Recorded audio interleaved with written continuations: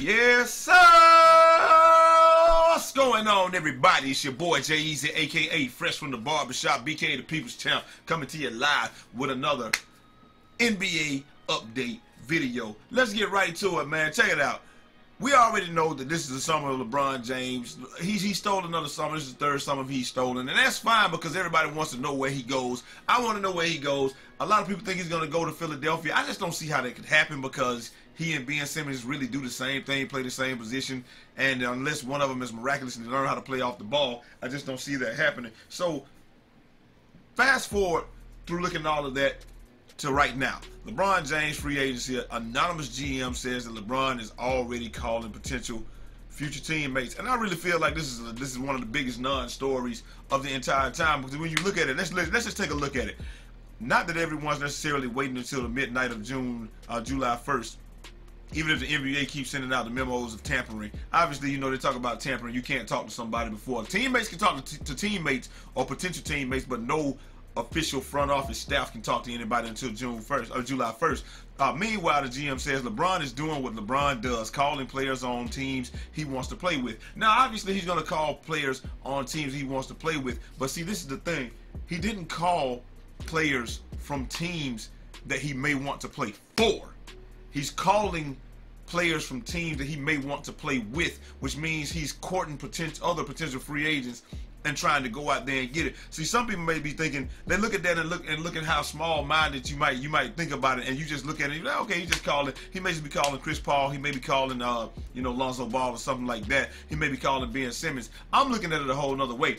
Maybe he's calling people from other teams and trying to recruit them to either go where he's going, or he's trying to get them to come to Cleveland. If there's some potential free agents out there, maybe he's trying to get, a Deandre Jordan or somebody like that. I really don't know. I'm just saying him because he's in the next story. But, maybe we already know he's going to call Chris Paul. Chris Paul is his friend. They were on a banana boat together. So, I mean, let's really be real. He, Gabrielle, D-Wade, and Chris Paul on the banana boat together. So they're already friends. Of course, he's going to call them. But I'm looking at this a whole other way. Maybe he's trying to set up, another little super team. But at the same time, not necessarily a super team, but he just wants to get people. He's just courting people. So he says he don't want to be courted, but he wants people to. He wants to court people, even though he doesn't want to be courted. Maybe that's why he doesn't want to be courted like that, because he's trying to find other people to play with him. But I'm just looking at that a whole other way. I'm not looking at it like he's looking at players from the Rockets, the 76ers, or the Lakers. I'm looking at it like he's looking at other potential free agents or other potential people that he may want to play with, and they're trying to figure out how they can probably, hey, if I go to the Lakers, would you come? Hey, if I go here, I don't think he may be talking to people like Kawhi, Paul George, and guys like that. I don't think he's talking to the people that are already on the team. But again, this is one of the biggest non-stories because this is what LeBron does. They say he's one of the greatest recruiters this side of Jerry West. So we'll see what happens. What do you think? Do you think he's talking to people that he's probably going to be playing with, or you think for the teams that he's going to be playing with, or you think he's just calling random guys that are going to be free agents and seeing if they can try to create something and make something work? Let me know down in the comments. But on to the next story. Speaking of DeAndre Jordan, we have a new rumor here. This is one of the 2018 rumors that DeAndre Jordan is considering opting in to the final year of his contract for trade. Now, they're saying that he's considering opting in to the final year of his contract if they're going to trade him away. This is the only caveat I'm seeing that is, or I'm thinking is, like, why would he be considering it? Now, he knows that, well, why would he be considering it? Obviously would be he can make the most money if he signs with the Clippers. So if he signs with the Clippers and then they trade him, then he can still make his max money, and he'd be good to go. The only thing is, I'm thinking that he's considering because he wants to see where Kawhi goes. Possibly, we already know that Kawhi wants to go to either the Clippers or the Lakers. Now, what if he says, what if Kawhi declares that he wants to go to the Clippers, then DeAndre opts in?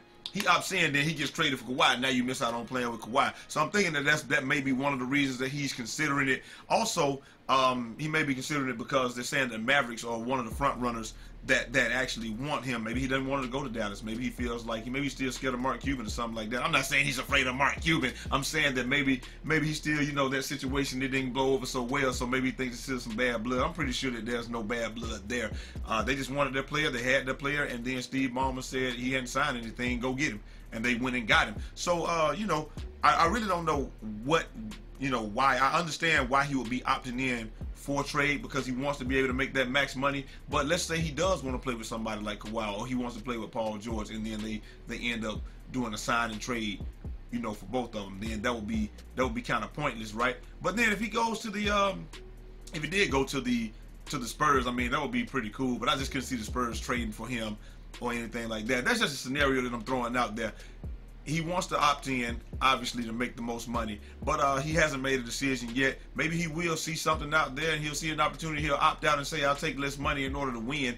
But I just don't know if if the Clippers is a place for him to do that. Now, you know, I really don't. But if Kawhi comes, you're dang right it is.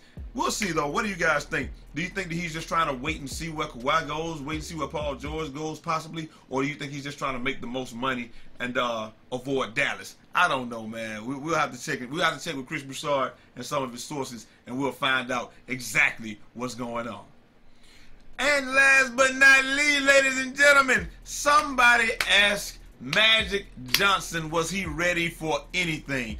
Magic Johnson, front office prepared for free agency.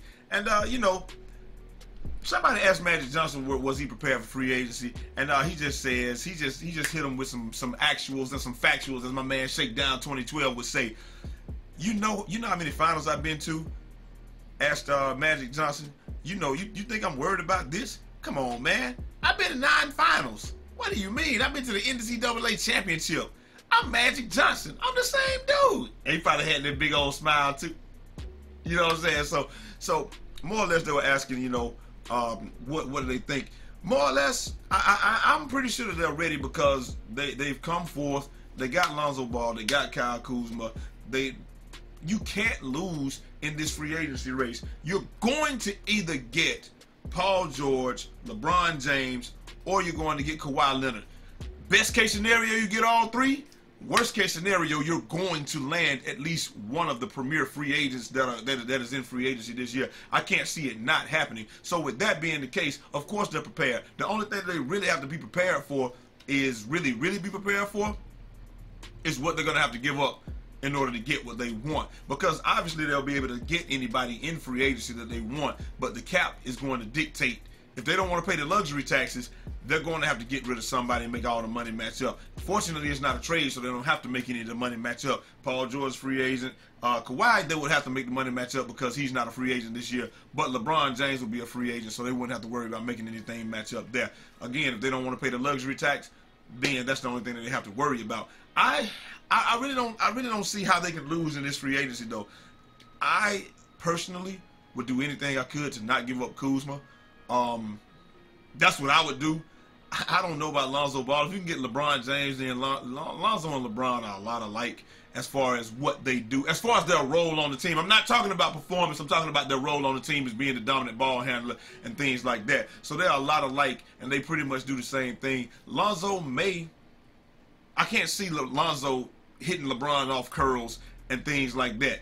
I just don't see that happen. I can see LeBron hitting Lonzo, but I don't know if he's going to be able to hit the shot. So, you know, Big Baller says that they can play together. He says that if it happens, he's going to make LeBron better. If anybody can make LeBron better, I would love to see that. But, again, Magic Johnson says that they are prepared for free agency.